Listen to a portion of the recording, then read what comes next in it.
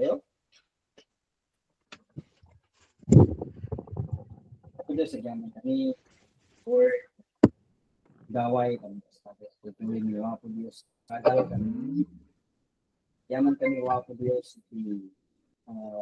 Sensya kami may isang pang espiritu ng mga po trabaho pa kami mga po Diyos kasi kadal kami Wapo dito na lesson Lord God ito po Colossians tulungan po ngayon sa kami for provide mga po Diyos serving Lord God dito na lessons Wapo Diyos kararagon mo dito kakatuwami Lord dito part of Itivaw Danao, Reno, and Lord. Kada kita awan, time. Yaman kami, at Lord, with me, dito nga klase ni, dito nga rabi, at sikatin ng pagkata kami, anay, Wapo Diyos, kaawat, ano sa statute, adan ni, pambang provided. Yaman kami, dawat ng kararag ni. Amen. Ayan, Colossians. Pag-aaralan natin ang Colossians, nasa pang lesson 14 na tayo. Malapit na nating matapos ata ang New Testament. Okay, Colossians. What is the background of the book? Itong book of Colossians, itong sentro rin ito kaso parang nag-degrade itong city na ito. Dating mayaman na city pero parang nalilipasan siya ng panahon pero kahit ganun parang marami pa rin ang maganda pa rin ang traffic ng business dito, labas-pasok pa rin ng ibang mga dayo siguro na gumagawa ng business pero hindi sinlaki ng mga una-unang cities na pinag-aralan natin. So, declining siya sa significance niya during the time. Kung ngayon sana, ewan ko kung anong nangyari. Kasi tinamaan rin ng lindol itong city na ito. Doon ni-revive siya ng empire, pero hindi na kasing yung glory niyan kaysa nung una. So, kung iisipin natin, parang anong ihambing natin dito? Tehran. For example, Tehran kasi binumba-bumba ng Israel yan So, parang ganon. Noong ni-revive yung city, hindi na, may mas nakaangat ng ibang city na mas pinagtutunan na ng pinag-investan ng marami. So, ayan. Pero busy pa rin. Busy pa rin na city ito. And, sikat ito hanggang sa ngayon, maraming mga ruins dito, maraming mga turista ang pumupunta. So, may teacher pala kami, teacher ko ng New Testament survey sa APTS. Nung bata-bata siya, gumawa sila, mga classmates niyang theologian, sinabayan nila yung missionary journey ni Paul. Parang galing sila ng Jerusalem tapos sinusundan nila yung route ni Paul habang pinag-aaralan nila yung for example, binabasa nila ang Book of Colossians, dapat nasa Colossians sila, nasa Colossae sila. So parang ganon, and marami siyang picture na talagang existing pa rin, maraming mga na nagsasabi na itong bahay na ito yung tinirhan noon ni Paul, mga ganon. May mga ganun pa rin pala. Pinakinabangan ng mga cities yung ancient history. Sikat si Paul. So hanggang ngayon, pinagkakapirahan pa rin yung city na yan. In the sense of tourism. Now, itong Church of Colossae, hindi ito established by Paul. Hindi siya yung pioneering minister na trumabaho dito. Kundi isang tao na influence lang by Paul. Yan si Epaphras. So, may mga verses dito na nagpapahiwatig na sinasabi ni Paul na hindi siya yung dito. Kasi sabi dito, Colossians 2:1, "For I want to know what a great conflict I have for you and those in Laodicea, and for as many as have not seen my face in the flesh. Sinasabi niya na in that city or in that church, marami pang hindi nakakakita sa kanya ng personal. So pahiwatig iyon na hindi si Paul yung pioneer diyan. Now, ano pang makukuha natin dito? Nag-greet si Paul, yung mga background niya rito, Church of Colossae. Ito yung sinasabi ko, si Epaphras, nabanggit sa Colossians chapter 1, verse 7. You learned it from Epaphras, our dear fellow servant, who is faithful minister of Christ on our behalf, and who also told us of your love in the Spirit. So on their behalf, si Epaphras ang nagdala ng gospel sa kanya. So of course, Epaphras is a Colossian. So from that city siya. Makikita natin yan sa Colossians chapter 4 verse 12. So kung pupunta ka sa Book of Acts sa chapter 19, may papahiwatig doon na influence. Isa sa mga hinahangaan na pahanga siguro si Epaphras sa ministry ni Paul, or yung kasi lahat tayo may mga hinahangaan tayong mga minister. So may mga gusto nating inaabangan. For example, sa aming kagagaling lang sa Baguio, of course, hangang-hanga kami kay Dr. Tony Chuang, kina Dr. Leon Lim. So mga ganon. The way they expound the word of God and the way they deliver it na nakaka-influence sa ating lahat. So parang gano'n, may mga minister na parang mas gustong-gusto mo yung way niyang magturo. Okay? Ito, in Colossians 4:12-13, pahiwatig yun na si Epaphras nga ang nag-establish ng church doon. So laktawan natin yan and usad tayo.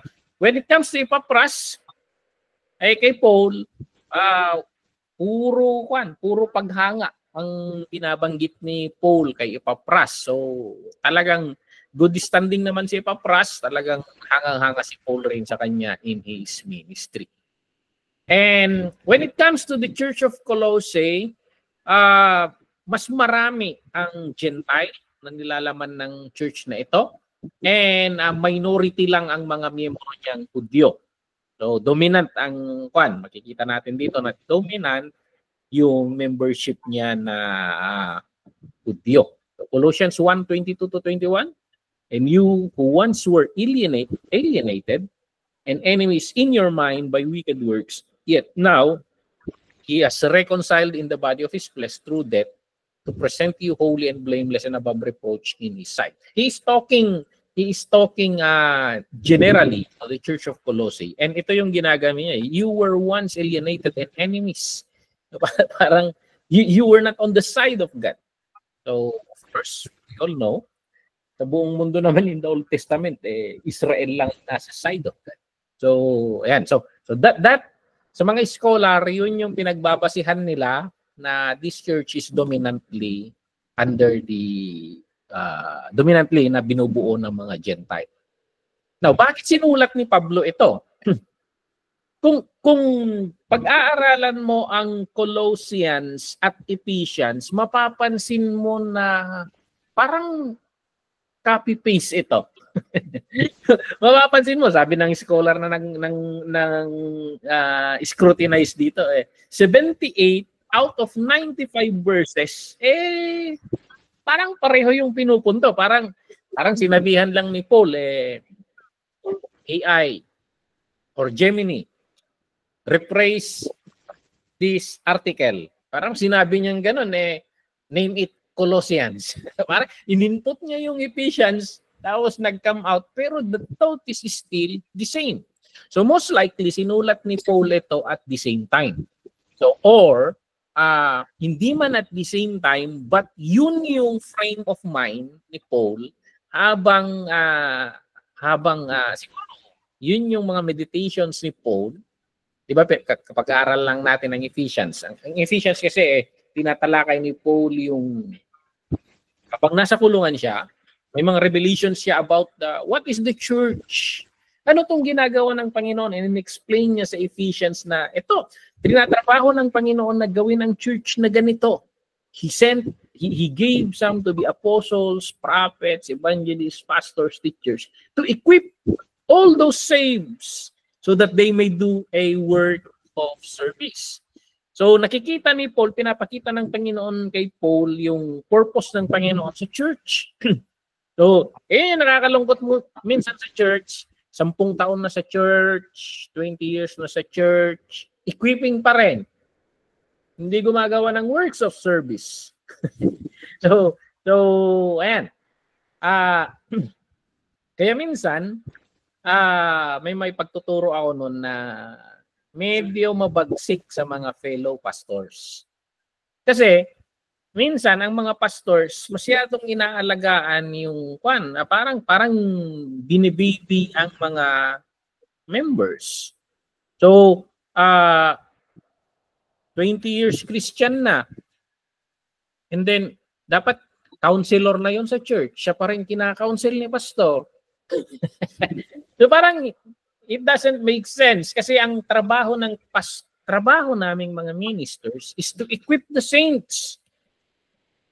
And pag may-equip sila, may purpose yun, that they may do the works of service. And yun yung purpose ng Panginoon sa buong church. So makikita natin yun sa Ephesians. And similarly, yung emphasis na yun, makikita rin natin sa Colossians. So, ayan. Kaya dito sa pag-aaral natin dito sa review natin or survey natin ng Colossians, ang pagtutuunan ni Pastor Bill Scheidler na ifo-focus niya dito sa study ay hindi yung pagkakahawig ng Colossians sa Ephesians. So hindi yung 78% 78 verses ang pagtutuunan niya. Ang pagtutuunan niya yung kaibahan. Ano yung naiiba? So, yun yung pagtutuunan ng survey natin. Anyway, na-survey natin last time yung Ephesians. Okay? Kailan nasulat ang Book of Colossians? So, nasulat ito while Paul was in prison. Ang nangyari kasi dito, habang nakakulong si Paul, bumisita sa kanya si Pastor Epaphras. So, pasyalan nga natin si Apostle Paul. So, pumasyal si Epaphras, itong founder ng church, and habang nagkwekwentuhan sila sa kulungan, nabanggit ni Pastor Epaphras yung ibang mga struggles niya. Ibang mga struggles regarding sa ministry. So, ayan, medyo may mga chika-chika sila doon at nabanggit niya na may ilan ngang pinagdadaanan ng church and kumukuha siya ng advice kay Paul. So, ayan, medyo magkakasabay yung panahon nito. Kahit yung Philemon, letter to Philemon, actually, kasabay nito. Kasi sa dulo ng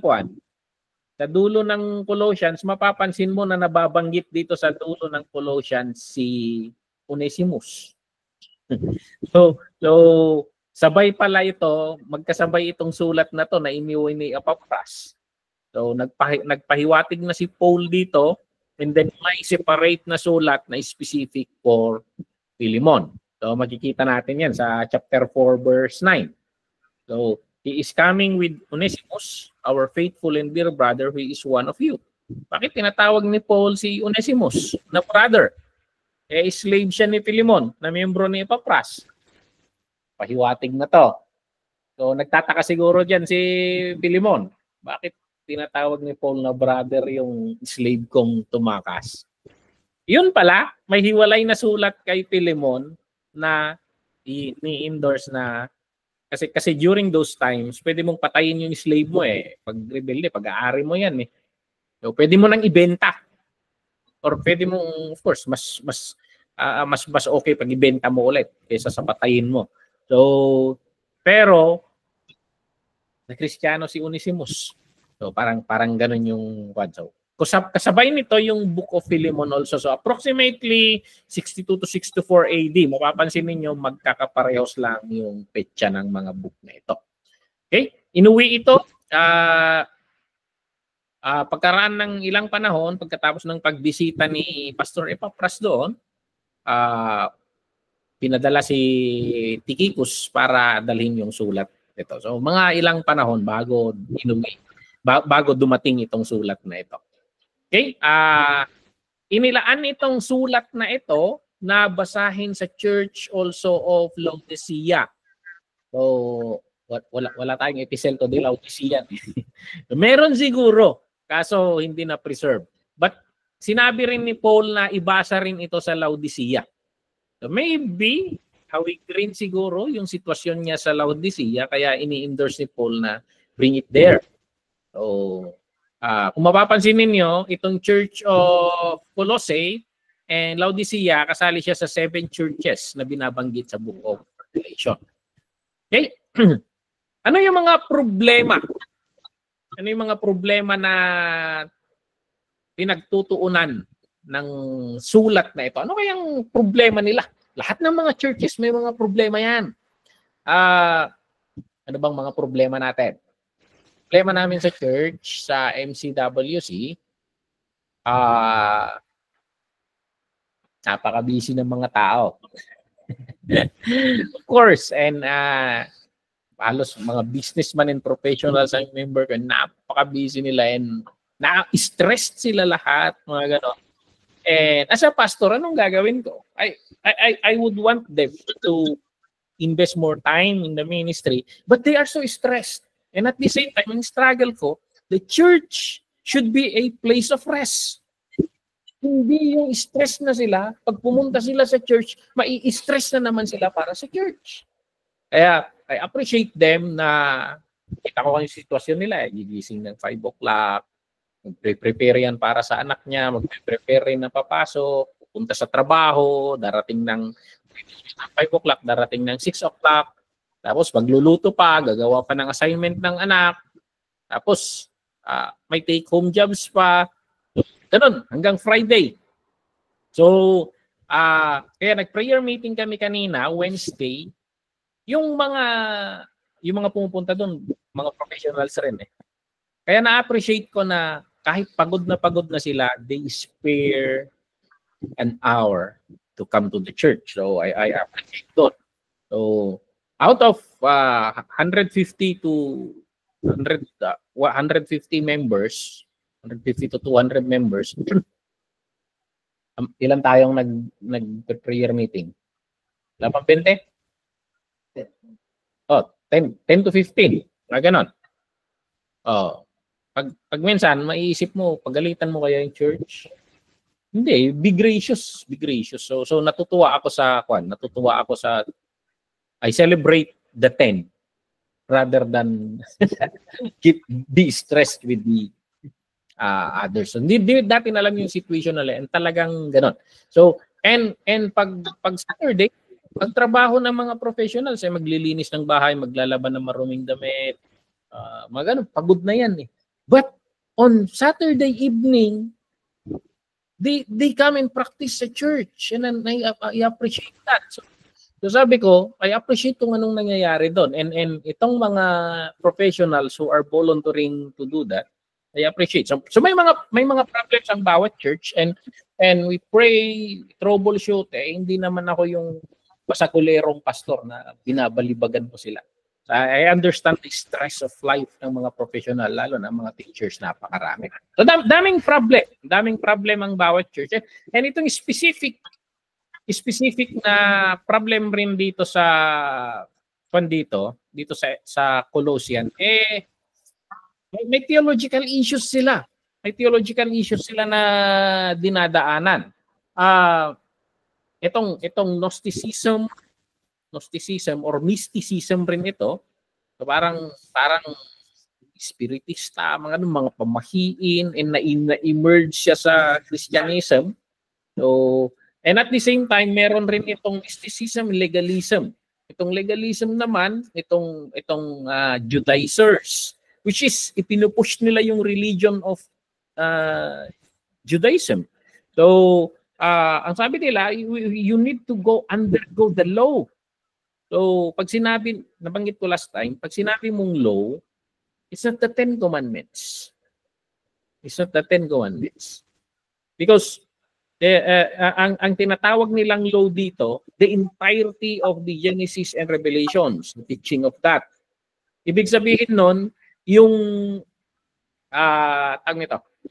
yung pagiging Hudyo, yung pagsusuot nila ng mga damit nila, pananamit, pagtutuli, yung set of food na kailangan nilang kainin at hindi pwedeng kainin. Basta yung what makes the Jew a Jew? Yun yung laws na sinasabi. So ang sinasabi ng mga Judaizers, they need to become a Jew in order to be saved. So pumupunta sila rito. So observance of the laws of Torah.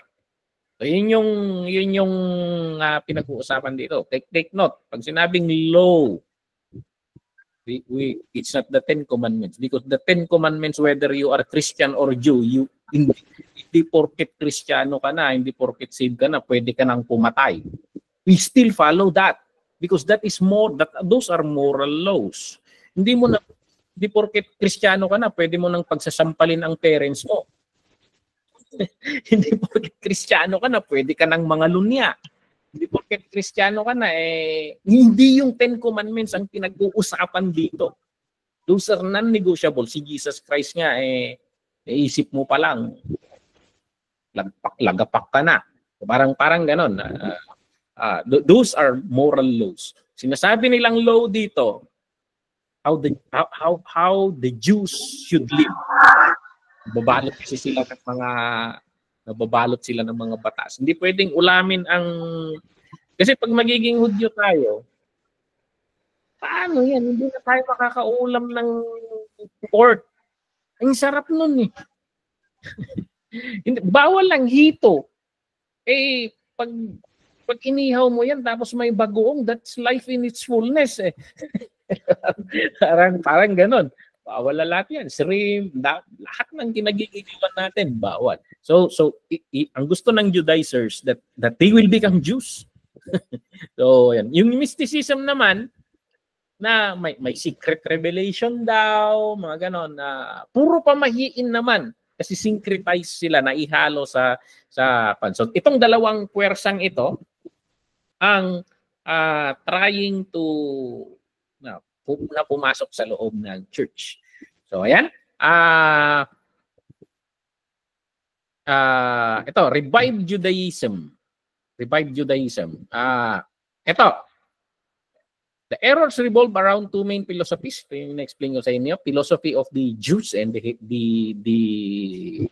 mysticism. Itong Revived Judaism, sabi dito, in him you were also circumcised with the circumcision made without hands, by putting off the body of the sin of the flesh by the circumcision of Christ. So actually, there is also circumcision among Christians, but it's the circumcision of the heart. It's the circumcision of the heart. Buried with him in baptism, in which you were also raised with him through the faith in the working of God, who raised him from the dead. And you, being dead in your trespass and in the uncircumcision of your flesh, he has made alive together with him, having forgiven you all trespass, having wiped out the handwriting of requirements that was against us. Ano itong sinasabi niya itong handwriting requirements? Rules. Having wiped out the handwriting requirements that was against us, which was contrary to us, and as taking it out of the way, having nailed it on the cross. Inabolish niya lahat yun, mga requirements na yun. Inabolish niya. Having disarmed. Itong mga dinidemand ng Hudyo. Kaya napapasin ako dito, Pastor Naisip ko, may mga grupo ngayon na paurong sila. Paurong sila. They are Jewish in worship na. Di ko alam kung maririnig nila ako, galit siguro sila. Pag nag-worship na, they do the shofar, nagsusuot sila ng mga paurong, nagiging Hudyo sila Pag Kristiyano ka, ang goal natin to become like Christ. Not to become like Jew. So yun Yun yung, tapos, there is a sense na parang superior, parang ganun eh. So parang, hindi naman nila sinasabi, pero parang may masisense mo na there is superiority among them. Parang, pag umasta sila, this is worship. Parang ganun. So, kung naririnig nila ako, I'm so sorry. That's my observation. But we are not Jews. So, ayan. Ito naman, on the other side, itong having wiped out the handwriting requirements that was against us, which was contrary, and he has taken it out to the way, having nailed it on the cross. Having disarmed principalities in power, he made public spectacle of them, triumphing over them. So let no one judge you in food or drink. So ito, food or drink. Kasi, ba't ko maulam yan? Ba't umuulam ka ng lechon? Lechon baboy. Ganon. Let no one judge you in food or drink. So, or regarding festival, or the new moon or Sabbaths. Because sa kanila, ito, observe ko rin eh. Adamot niyo yung fiesta, ti abong-abong, they follow the festivals of the Jews. Nagsiselebrate sila. And they invite believers to celebrate with them. Eh tayo, may fiesta rin naman tayo. Ang mga fiesta natin, youth camps, mga ganon. So, but parang ganon, they judge na they need to do these festivals, the religious practices of the Jews, the Sabbaths. So, ang mga Kristiyano kasi, they don't practice the Sabbath eh. Ang alam natin, Sabbath kasi, Sabado. So yung mga Saturday group, Sabatista yung mga yan. Sabatista. So, pero itong Sabbath, what they do is, they don't work. So they just go in the synagogue, read. So parang ganon. We don't practice Sabbath. We practice the day of resurrection. May narinig akong exposition regarding this. What the Lord Jesus Christ is doing is that He is recreating mankind. Kaso pabaliktad. Paano pabaliktad? Noong nag-create siyang una, He started with letter B light, and then, i-create niya pakunti-kunti hanggang sa create niya ang man. And then, on the 7th day, Sabado, He rested. Okay? He rested. And then, sumablay ang sangkatauhan, paurong tayo ng paurong, hanggang sa we degraded and degraded, hanggang sa galit ng Diyos sa atin. Pero nung dumating si Kristo, tinuloy niya yung trabaho. But recreation na. Recreation. Kaya, ang worship natin is on the first day of the week. Sunday. Parang the beginning of the new creation of God. The resurrection of Christ. We celebrate the resurrection of Christ, which is the beginning of the transformation or recreation of all those who believe in Him. So, tinatrabaho tayo ng Panginoon from glory being changed from glory to glory, glory to glory, hanggang sa goal, makabalik siya sa perfect na design nung una. So malayo-layo pa tayo. O anong basihan natin? Ang perfect image of God is si Jesus Christ. Yun yung kwan. Compare mo yung sarili mo kay Jesus Christ.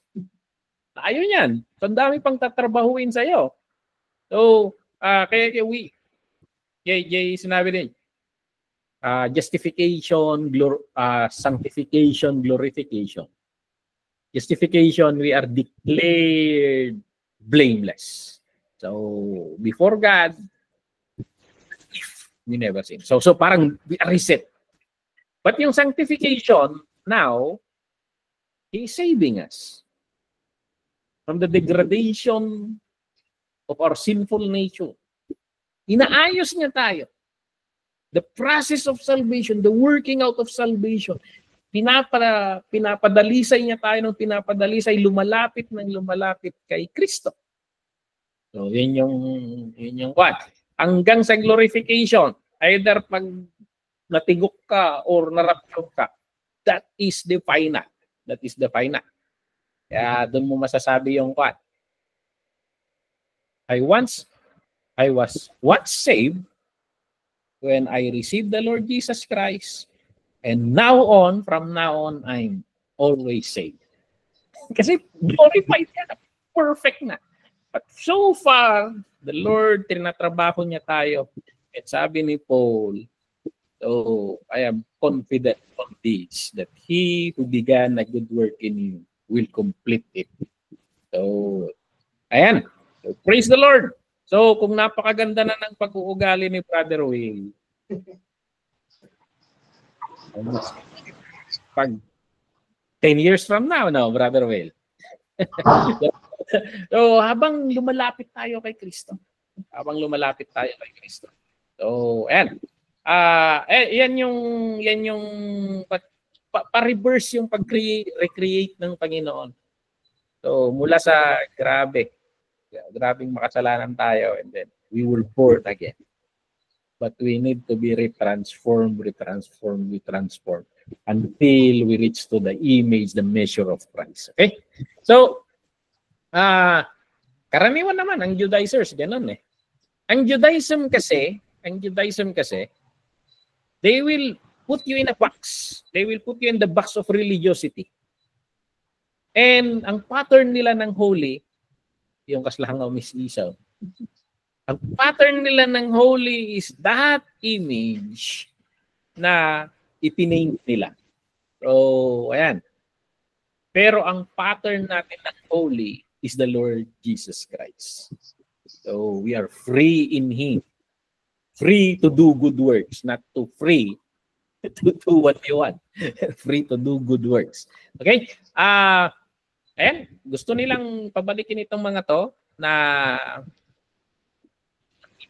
baod naman ni ay anti pa nagbalin nga Hudyo. So, ayan. So, ayan. Hindi tayo paoro. So, bakit? Ayan, tenga orderin data. Baka matulawan tayo. Ayan. Going back to the traditions of the religion of the past. Okay? Ito yung mga ini-insist nila. Magpatuloy kayo.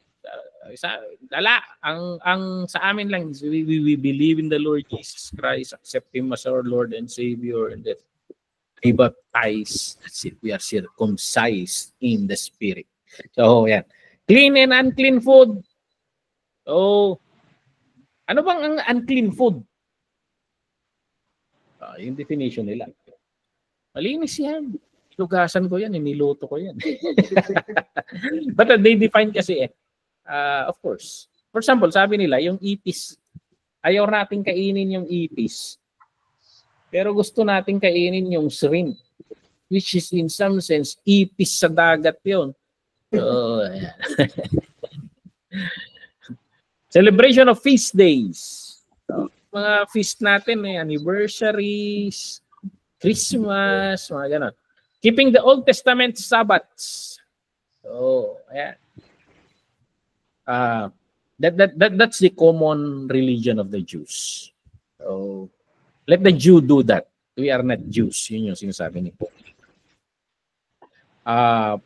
So, nilinaw ni Paul yun na, yun kasi, even their religion, those are all symbolism. Kasi sinabi rin ni Jesus Christ na all of those are given, written, or demanded to the Jews na gagawin nila because all of those symbols are pointing to Christ. Kahit yung alay nila, kahit yung anong tawag nito? Yung purification rites nila, yung maghuhugas sila bago sila kumain. Ayan, washing of the word. Symbolism lahat yon tungkol kay Jesus Christ. And we don't need the symbolism because we have Christ. Na-reveal na yung tinutukoy ng mga symbols na yon. So, we celebrate Christ, not His symbols. Okay? And then we go to the next, itong problem na isa, Gnosticism. So, ito rin yung tinutukoy ni Paul when he is describing itong Gnosticism na ito. You can Google, you can chat GPT itong Gnosticism to understand it more. So, sabi ni Paul sa Colossians 2:18-23 in striking that problem. Let no one cheat you of your reward. taking delights in false humility and worship of angels, so intruding into those things which he has not seen, plainly puffed up by his fleshly mind, mga imagination, mga pamahiin, and not holding fast to the head, from whom all the body nourished and knit together by joints, ligaments, grows with the increase that is from God. Anong yung sabi ni Paul dito sa 19? Ito yung imagery na he is the head and we are the body. Ito yung ang importante sa atin, we are connected to the head. Yun yung parang kung pupunta ka sana sa imagery ni Jesus, I am the vine, you are the branches. As long as we are connected with Christ, we are okay. Okay? So, ayan. Therefore, if you died with Christ from the basic principles of the world, why as though living in the world, do you subject yourself to regulations? So, ayan. Yung may mga rules kasi itong Gnosticism. Do not touch, do not taste, do not handle. Parang yung during ito ang dami rin nilang ritual. I don't know kung nakapunta na kayo sa mga monks. May mga rituals rin yung mga yan May mga rules rin sila na hindi nila dapat gawin para maging holy rin sila. Iba lang yung rules, pero pareho tong dalawang ito. Which all concern things which perish with the using, according to the commandments and doctrines of men. These things indeed have an appearance of wisdom in self-imposed religion, false humility, and neglect of the body, but are of no value against the indulgence of the flesh. Okay? Gnosticism, isa itong philosophy na New Age. Ewan ko kung familiar kayo sa New Age, yung Christian Science na sinasabi nila. Parang ganun yun So, regarding the universe, dinidiscuss nila, sabi nila, evil raw ang flesh. So, kaya si Jesus Christ, hindi nila matanggap si Jesus Christ na flesh kasi evil ang flesh. Hindi siya magiging ganon. Kasi sinasabi ni Paul, dapat tanggapin ni Jesus Christ that He came in the flesh. Or else. Kasi Gnosticism ang tinatarget ni Paul doon. Gnosticism ang the New Age culture of that day that was reserved for those superior intellect. Yung understanding lang raw, dagijay lang nakayar na piling na revealan na. At dati nakaluganak iti, nakasambayan ko sa ban. Knights of Columbus siya. Tapos may sinasabi siya na habang tumataas raw sila ng rangko, may mga new revelation na ibinibigay sa kanila at sila lang raw ang nakakaalam doon. At yung mga secrets na yon, it brings them nearer to God. That is modern Gnosticism. Parang ganon. Na superior intellect. Na nasa taas lang, habang tumataas ka ng rangko, lumalapit ka sa Diyos. So, akala ko namatay itong Gnosticism, sabi ko. That is exactly Gnosticism. So, ayan. Some of the traits of this system included self-imposed humility. Paano ka magpapakumbaba? Wala, i-define nila yan. So, austere treatment of the body and suppression appetites, asceticism. Parang tinotorture nila yung sarili nila. So, lagi kang nagpa-fasting. Lahat ng hindi ka dapat magsaya, that is fleshly. So, yan yung kanila. And of course, they exalt the spirits and angels. And they don't acknowledge the lordship of Christ. Bakit? Because Christ is flesh. So hindi nila na-acknowledge. So si Jesus Christ is just like us. Yun yung so superiority. Yun yung nila. Okay? Tinatawag ni Paul tong mga to na ginagamitan nila ng magandang paliwanag. Philosophy. Empty deceit. Mukhang wisdom. These are basic principles of the world. Doctrines of men, sabi ni Paul dito. So, ayan. So, pinapalaan ni Paul itong mga taga-Colossae na huwag silang palinlang sa mga katuroang ito. So, Ayan, basahin nyo na lang doon kasi medyo mahaba sa dulo eh. Doon tayo papatay ng oras. So ayaw ni Paul na masira sila sa mga katuruan ito. So sabi niya sa Colossians 2:8, beware lest anyone cheat you through philosophy and empty deceit, according to the tradition of men, according to the basic principles of the world, and not according to Christ. So I was chatting with Pastora Imelda, and sabi ko, I only have one doctrine, Pastora. My only doctrine is Christ. To know Him, to understand Him, and to become like Him. As long as I have Christ, I don't care about anything. I am safe because He is secure. I am safe because I have Him and I am His. So parang gano'n. Pag magtutok ka lang, masterin mo lang si Kristo. May mo na lahat ng doktrina. Gaya ni Paul. I want to know Christ and the power of His resurrection. Understand Christ. So, yan. Isa lang ang doctrine ko. It's Christ. So, this word means to be carried off as captive or slave to praise. So, ano pa? 3. Binalaan sila ni Paulo, beware. Beware. Mag-ingat kayo. Mapagmatsyag kayo.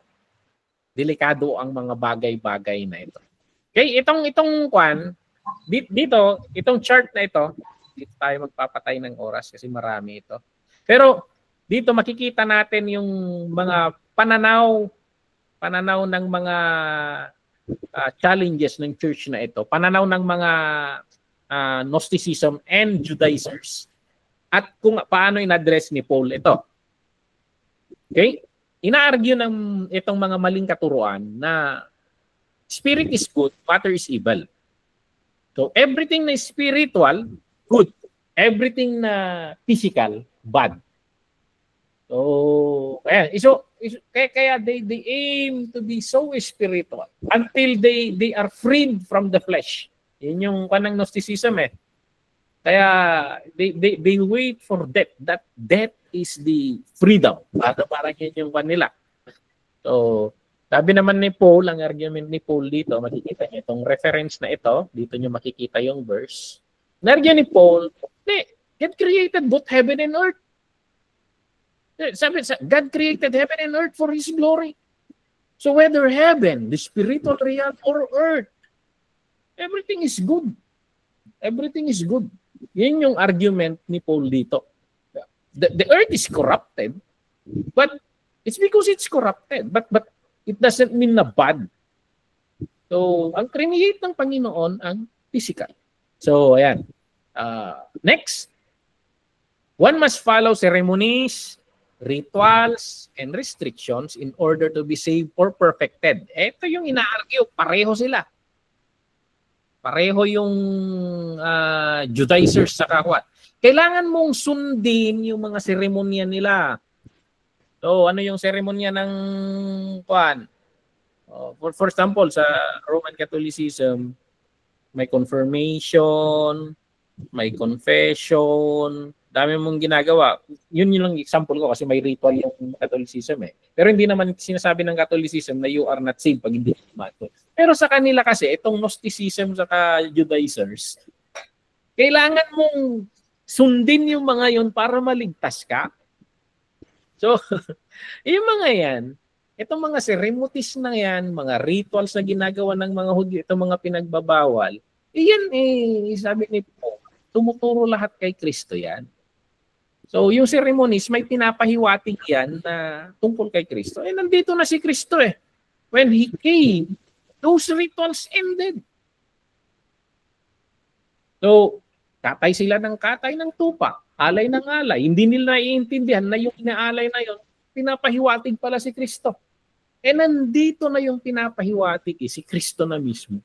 Ahin mo pa yung mga yun. Yun yung sinasabi ni Paul. Water cleansing. Water therapy. May mga purification rites sila eh. Na uhugas sila, mga ganon. Hinugasan na tayo ng Panginoon. Siya, the water of the word. You are clean now because of words that I said to you. Kasi sabi ni Jesus Christ. So, He is all you need to be saved.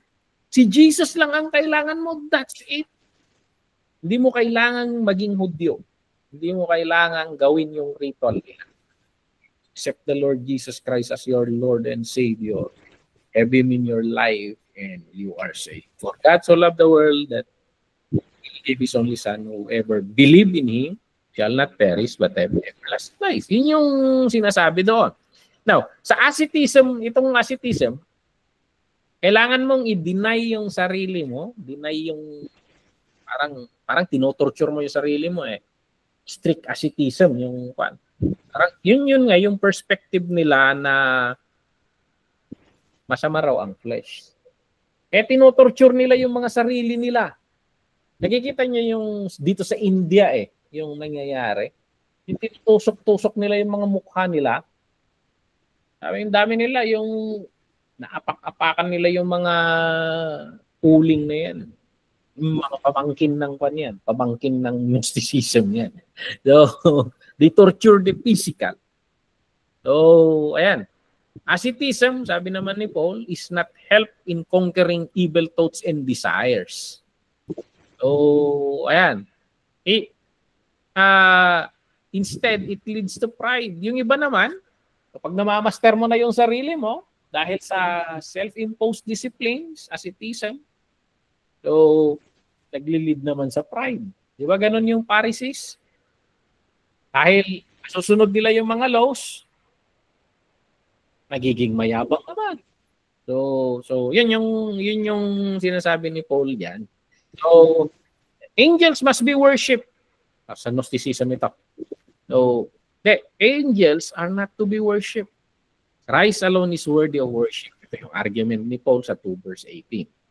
So eto, sabi nila, hindi pwedeng si Kristo ay parehong tao at Diyos. Yun yung kanila. Masama ang flesh. So, Christ is God in the flesh. He is the eternal one, the head of the body. Ayan, na-explain ni Paul na doctrine. Ano pa? We must obtain secret knowledge in order to be saved or perfected. Ano yung secret knowledge na yun? Hindi raw pwede sa lahat itong secret knowledge. Sila-sila lang. Ano yun? Revelation pero sa kani-kanila lang. So, yeah. No, ang secret ng Panginoon, si Kristo, may reveal na yan eh. In the Old Testament, may mga verses na ganyan eh.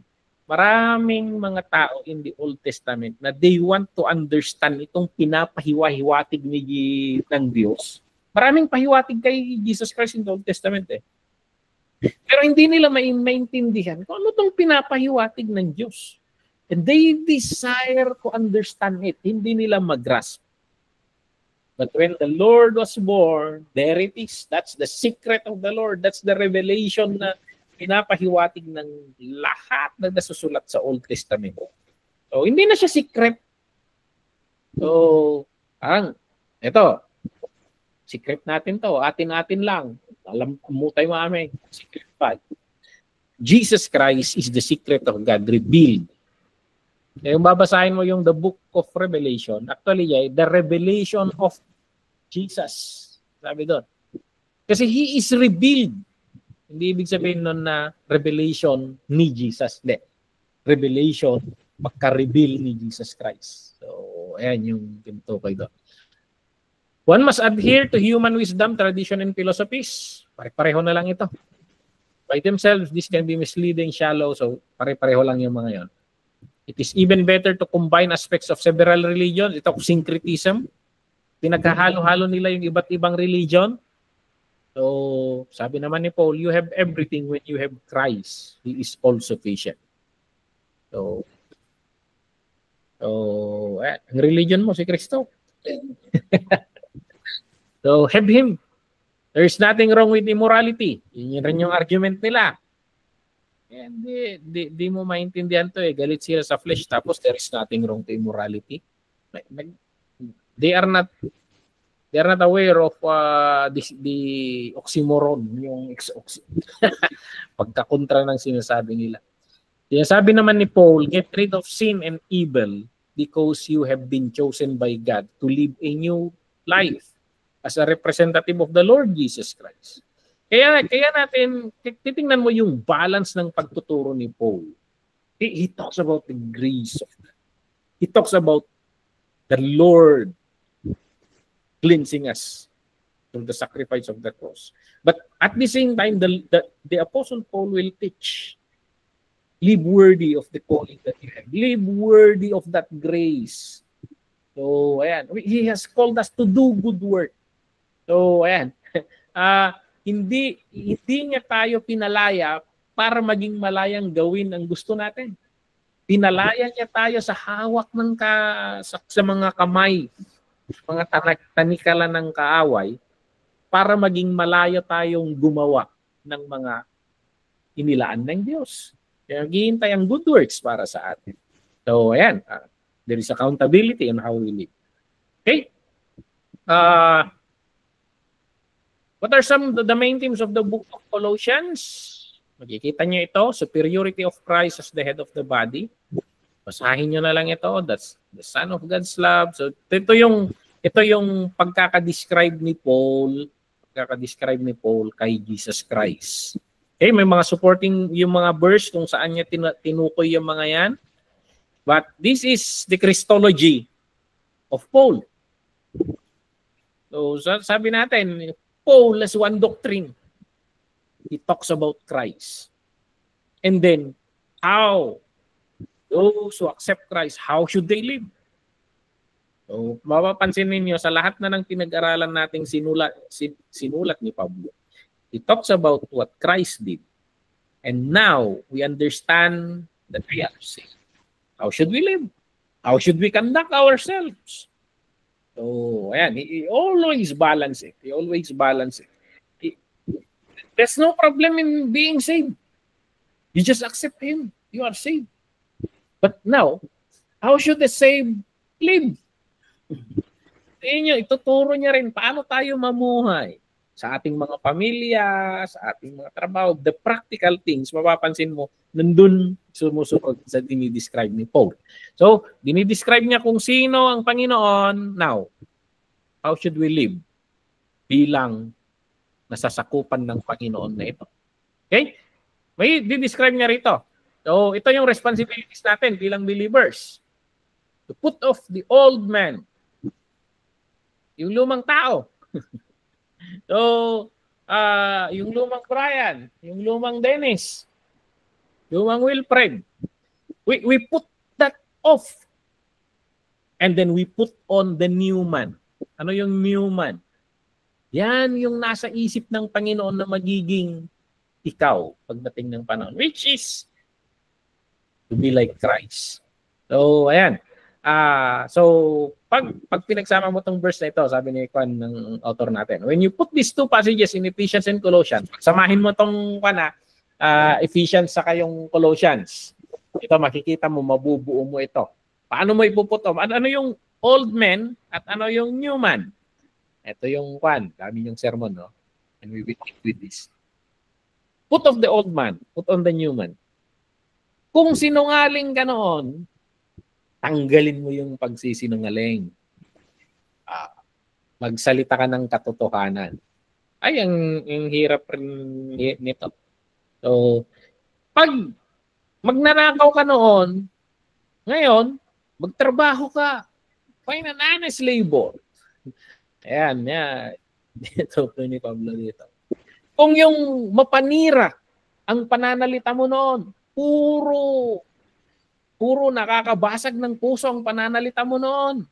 Dapat ang pananalita natin ngayon nakaka-bless, nakaka-edify. Ay gano'n. Pag palaya ka noon, palaya, napaka-bitter mo. Ang hirap nito. Maging mabait ka. So, struggle yan. How I wish na Lord, remove my bitterness. Tapos wala na. Hindi. You need to put it off eh. Usubom. Mahirap yan. Kasi si Jesus Christ, even Jesus Christ, struggled with that. Madali bang sabihin niyo, forgive them for they do not know what they are doing? Madali ba yun? So, even Jesus Christ struggled. Father, if possible, let this cup pass over me. But si Jesus Christ, hindi. Sinusundan niya yung will of God, the design of God. So, ayan, ang kagandahan kay Jesus na sinubukan siya ng mga to eh. Sinubukan siya ng mga to, pero he never seen. Temptation is strike him. Sa atin kasi, natitempt kang magsinungaling, bigay hilig naman. Rat.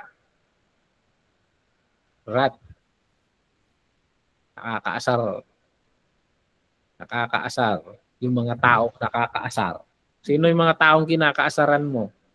Paano ito? Paano maging mabait, Panginoon? Paano magkaroon ng tender-hearted? Puso ba to? Paanong lumambot ang puso, Lord? You look at Jesus and you need to wear Jesus. Yun yung kanya dito. Anger. Ay, makapaasar na tao. But the Lord is asking us to put this forgiveness. So, forgive them, Lord, for they do not know what they are doing. Or ang lagi mo na lang panalangin forgive me, Lord, I do not know what I'm doing. Dahil hindi mo mabitawan yung anger. So, ayan. Malisyoso, pagmahal.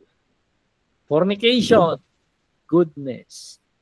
Uncleanness, righteousness. Covetousness, kinaagom, truth. Drunkenness, we fill with the Spirit. So ito yung sinasabi ni Paul na madali ba maging Kristiyano?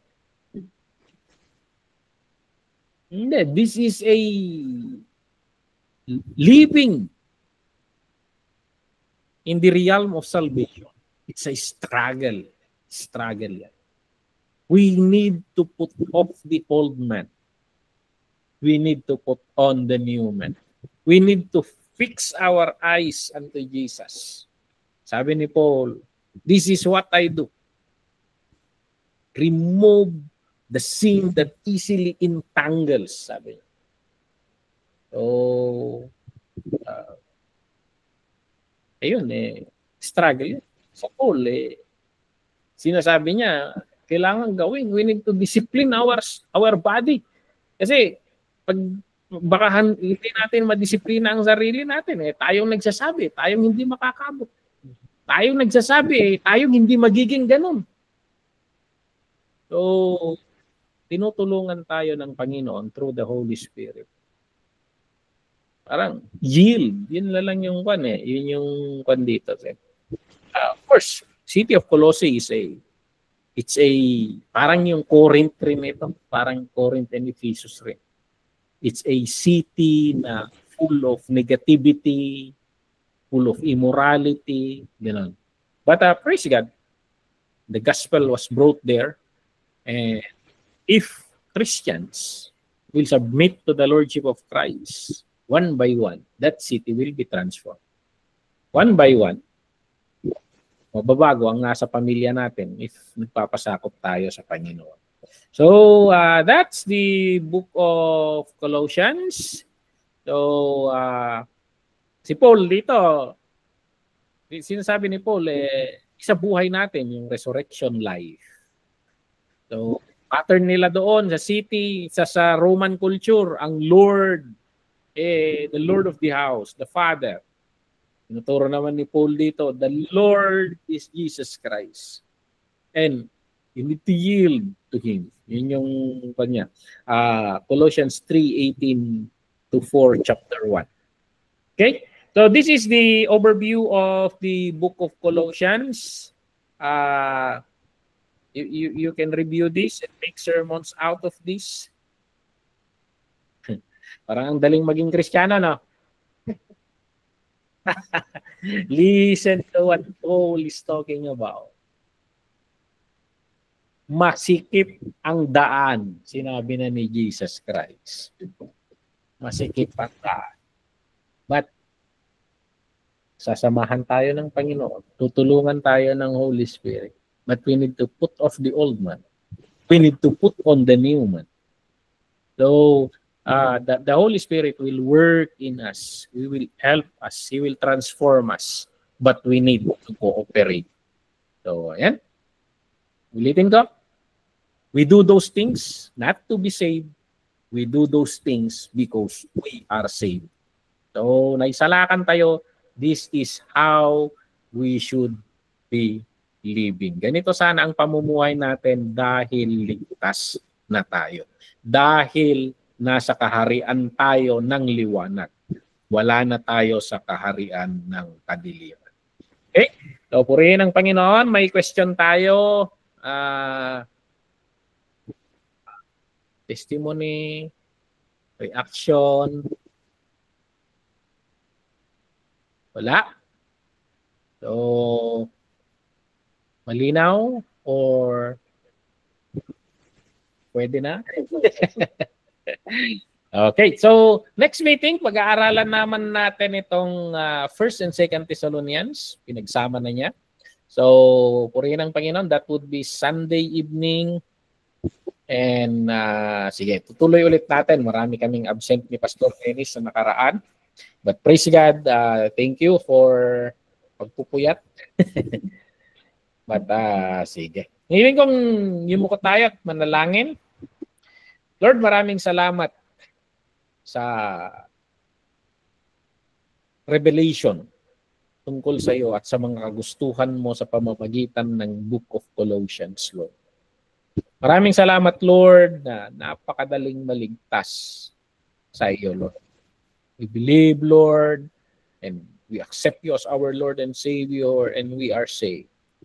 Pero Lord, hindi madaling mabuhay bilang ligtas. Because Lord, we are in the wanted list of the darkness. Dahil kahit yung flesh namin, hindi aayon, Lord. But Lord, we thank you for your words that will give a roadmap to us. Na nakikita namin yung mga kagustuhan mo. So identified namin yung iiwasan namin at identified namin, Lord, yung gagawin namin. Maraming salamat sa mga revelations na ito, Lord.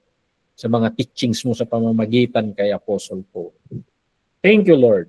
At ginaguide mo kami na we need to put off the old man. Yung mga lumang kami. Yung kami noong hindi pa kami naliligtas. But Lord, we thank you for giving us a new robe, a robe of righteousness. But we need to put it on. Iaalay mo na sa amin, Lord. It's free, but we need to wear them. We thank you, Holy Spirit, for helping us to wear these things. Thank you for continuous cleansing us, your faithful forgiveness. Pag nadadapa kami, nagkakamali kami, Lord, you are faithful and just to forgive those confess their sins to you. Maraming salamat, Lord, for everything was paid on the cross. Maraming salamat, Lord, that your sacrifice on the cross is valid up to now.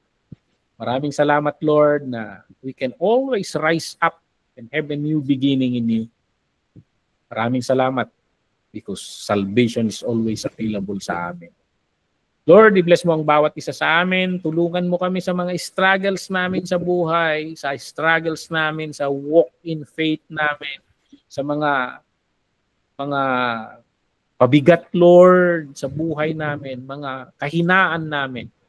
Tulungan mo kami, Lord, as we struggle to come forward, exert effort, coming nearer and nearer to you, O God. Lord, tulungan mo kami. At Lord, gusto namin to be transformed up to the maabot namin yung measure of Christ. Maraming salamat. I-bless mo ang bawat isa sa amin. Ang kapatiran namin nasa Hong Kong, ang kapatid namin sa Quirino, sa Mindanao, dito sa Ifugao, at lahat, Lord, ng manonood sa YouTube. Ikaw, Lord, ang mag-bless sa amin. We ask the Holy Spirit na magbigay ng kaunawaan sa mga revelation mo sa mga epistle na ito. Maraming salamat. Itong hiniling namin sa pangalan ni Jesus. Amen and amen. Hallelujah. Okay, good night. Good night, everyone. Thank you.